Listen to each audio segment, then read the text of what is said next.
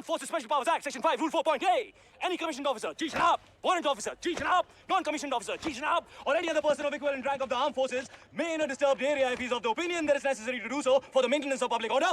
And after having given due warning as he may consider necessary, fire upon or otherwise use force, even to the causing of death, against anyone acting in contravention with law or order.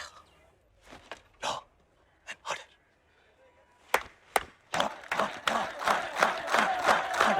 Order. ना law है और ना है order. जिसका law है उसका order. Made on order, law and order. India Pakistan ने मिलकर खेला हमसे border. अब ना हमें छोड़े हिंदुस्तान, अब ना हमें छोड़े पाकिस्तान. अरे कोई तो हमसे भी पूछे कि हम क्या चाहते हैं. उस पार भी लेंगे, उस पार भी लेंगे. हम लेके रहेंगे आजादी.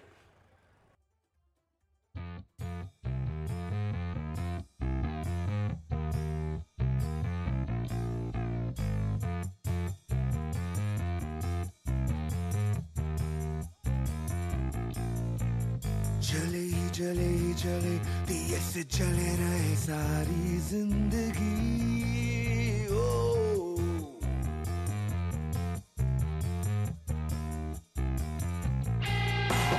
चले ही चले ही चले दिए से चले रहे सारी जिंदगी. ओ नहीं बुझे बुझे नहीं हवा से बुझे नहीं सारी जिंदगी. एक फूंक से लिया सब उड़ गया धुआं. वो जो सांस की एक फांस थी वो निकल गई जो खराश थी. अब सीने की वो खलिश गई. बेकरारियां बीमारियां गई. अब तो आओ जान मेरी सो भी जाओ.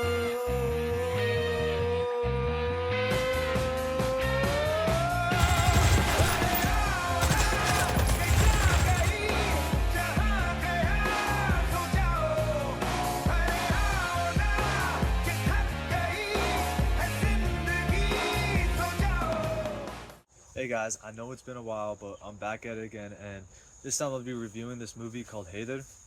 I don't know, it's just one of those movies that just stuck with me after a while, and only a few movies really do that for me. A few of them being Requiem for a Dream, and this movie called Beautiful, and probably some others that I just can't remember.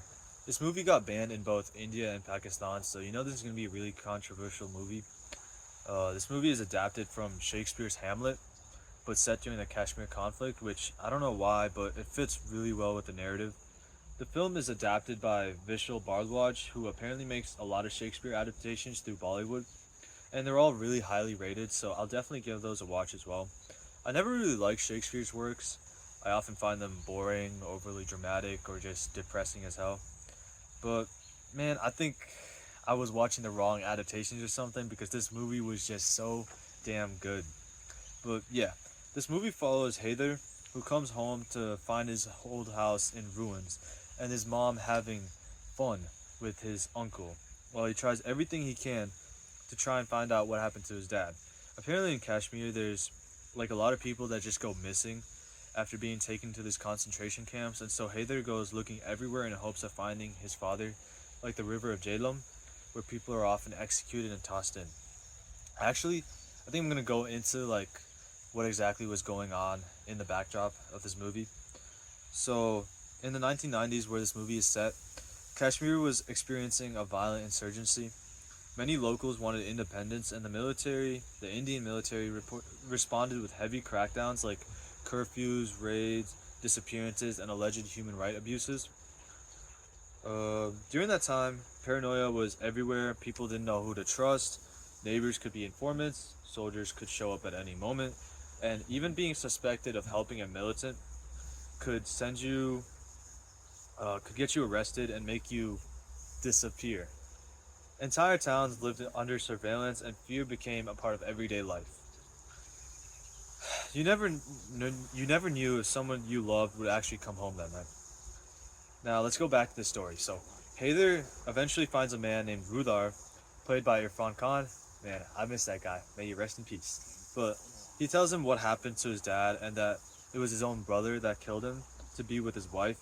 Hearing this, Haider is set on a path of vengeance, and I'll just stop right there because I really do want you guys to give this movie a watch. One thing I really liked about this movie was how the movie had the Kashmir conflict strictly as a backdrop for Haider's path of vengeance and the destruction it brings with it. In other words, the film is more based on his revenge than the terrorism at play, but still gives us viewers a message about the problems that Kashmir faces. Now, the performances in this movie were spectacular. The cast was really packed as well, with Shahid Kapoor, Shraddha Kapoor, Irfan Khan, Tabu, and many more just giving their best performances. But Shahid completely stole the show. It was really amazing how we can see his character becoming more and more psychotic as the movie went on. In fact, everyone around him started questioning his sanity, and if he had really gone mad. Tabu, who plays Haider's mother, is just as incredible. She brings this unsettling mix of guilt, love, and manipulation that keeps you guessing whether she's the victim or part of the problem. And Shraddha Kapoor's character whatever, adds heart to all the darkness. Her love for Haider makes the whole story feel more tragic because you can see how his obsession with revenge destroys everything around him. And the music and cinematography deserve just as much praise. The Bismil sequence alone feels like something out of a fever dream. The colors, choreography, the symbolism, everything comes together to show Haider's inner chaos without needing a single line of dialogue. Overall, Haider is just one of those films that just sticks with you long after it's over. It's emotional, disturbing, and beautiful all at once. I'm honestly just trying to put you guys on peak right now. Me and UT and Loki watched this movie until like 2 a.m. on Discord, half asleep, but like fully locked in. So shout out to him for staying up. If you haven't watched Haider yet, do yourself a favor and watch it. It's genuinely a masterpiece. And anyways, please like, comment, follow, you know the drill. And if you have any more movie suggestions, please comment them down below and I'll definitely give them a watch. Thank you so much for watching until the end. Peace.